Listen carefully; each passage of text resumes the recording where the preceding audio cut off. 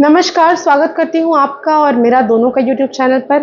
तो आज मैं जिस विषय में बात करूँगी वो है कार्तिक महीने के ऐसे अचूक उपाय जिन्हें करके आप अपनी ज़िंदगी बदल सकते हैं, धन की वर्षा ला सकते हैं। और ये जो महीना है ना, इस महीने में इतनी चमत्कारी चीज़ें ज़िंदगी में होती हैं कि मैं आपको वर्णन नहीं कर सकती। आप मेरे कहने पर ये उपायों को ज़रूर करें और आप मुझे थैंक यू ज़रूर कहेंगे, इस बात का मुझे विश्वास है। और कमेंट पे जय माता दी ज़रूर लिखें।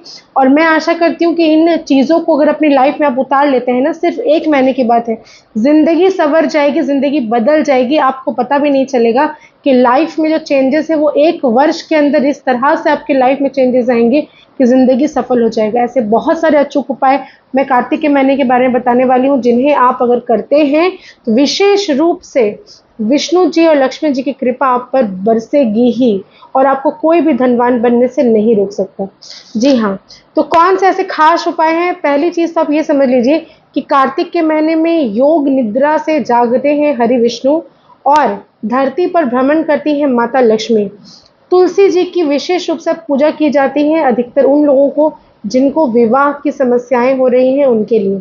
तो आज मैं आपको कुछ नियम ज़रूर बताऊंगी कार्तिक के महीने में, अगर आप कर सकते हैं तो अति उत्तम, नहीं कर पाएंगे तो कम से कम जिन उपायों को मैं बता रही हूँ उनको ज़रूर से ज़रूर कर लें।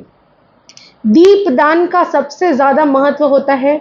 जो दीप आप दान करते हैं वो सारे दीप जो है वो चले जाते हैं आपके मरने के बाद, आपके रास्ते में प्रज्वलित करेंगे वो, और आपको जितनी भी कठिनाइयाँ हैं उनको सामना नहीं करना पड़ेगा, ऐसा माना जाता है। लेकिन फ़िलहाल बहुत सारे लोग ऐसे हैं जो इस चीज़ों को बिलीव नहीं करते, तो मैं उनके लिए बता दूं कि कोई ज़रूरत नहीं है विश्वास करने की, लेकिन आपको ये तो मानना पड़ेगा ना कि अगर 1 साल में आपकी ज़िंदगी बदल जाती है इन उपायों को करने के बाद, तो आप मुझे धन्यवाद ज़रूर कहेंगे, मैं ये जानती हूँ।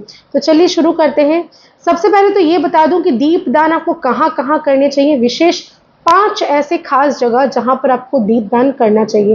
पहली जगह जो है, अगर आपके घर पर कुआँ है, तालाब आपके घर के आसपास है, कोई नदी है, कोई पोखर है, कुछ भी है, तो आप उसके पास जाकर दीप को ज़रूर जलाएं।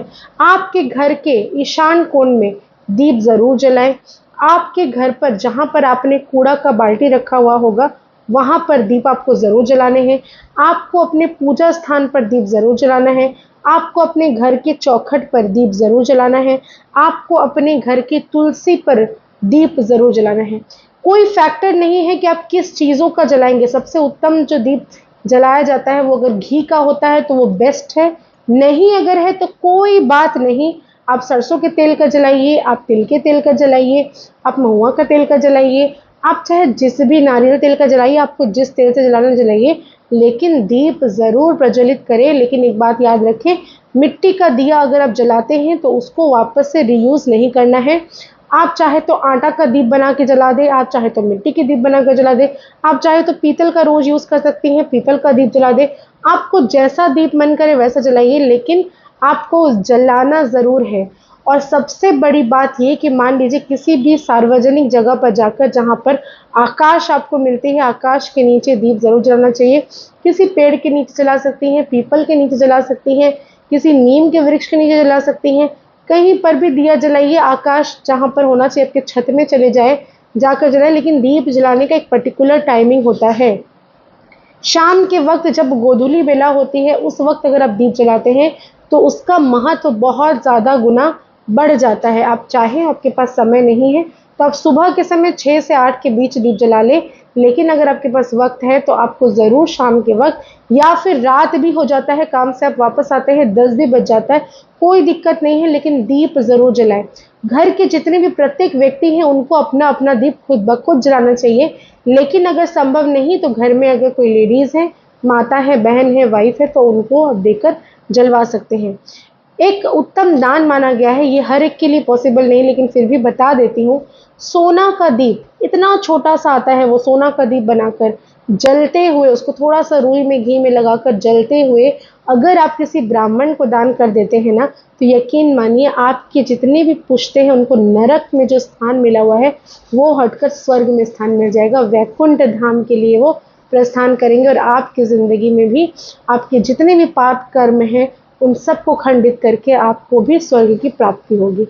चलिए और भी कुछ चीज़ें बता देती हूँ जो कि ज़रूरी है। दिया आप चाहे तो अपने फ्रेंड्स के घर पर जलाएं, आपके गुरु हैं उनके घर पर जलाएं, किसी मंदिर में जाके जलाएं, किसी नदी में आप उसको बहा दे दिया को जलते हुए प्रज्वलित करके, या फिर आप किसी ऐसी जगह पर भी जला सकते हैं जहां आपको मन है जलाने का। आप गौशाला में अगर दीप जलाते हैं तो उसका एक अलग ही महत्व होता है, ज़रूर जलाइए। इन सब चीज़ों को अगर आप मेंटेन करते हैं, दिया अगर कार्तिक महीने भर आप रेगुलर अगर जलाते रहते हैं तो यकीन मानिए ज़िंदगी में धन की कमी आपको कभी नहीं होगी। आपकी ज़िंदगी प्रकाशित हो जाएगी, जितनी बाधाएं सब खत्म हो जाएंगी। इसके अलावा अगर आपसे संभव नहीं है कि आप रेगुलर दीप जला पाएंगे, आपके लिए पॉसिबल ही नहीं है, अपने कहीं पर आप दूर पे रहते हैं, कहीं आपके पास समय नहीं मिल रहा है, कुछ कारण है, तभी एकमात्र आप एक काम कर सकते हैं। जिस दिन देव उठानी एकादशी होती है, जिस दिन आपको देव दीपावली भी कहते हैं, उस दिन पूरे महीने का 31 दिन का दिया एक साथ आपको 31 दिया जला देना है तुलसी जी के सामने। इतना करने से भी आपको फल मिलता है, लेकिन रेगुलर जो जलाते हैं ना, उसका एक अलग फल प्राप्त होता है। चलिए जान लेते हैं कौन सा से खास उपाय हैं और भी जो कार्तिक महीने में किए जाते हैं।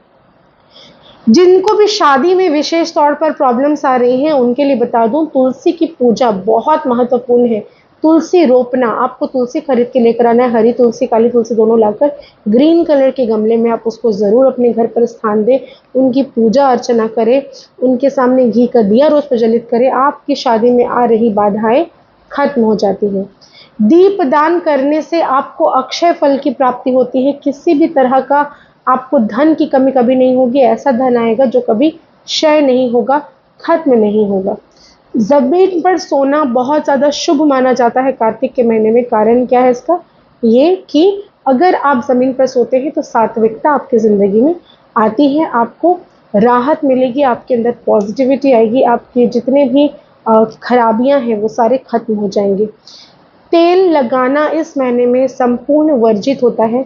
बहुत ही विशेष कारण से ही आप सिर्फ तेल लगाएं, क्योंकि तेल लगाने से कार्तिक महीने में कहा जाता है कि ये नहीं करना चाहिए, नरक में जाते हैं ऐसे लोग।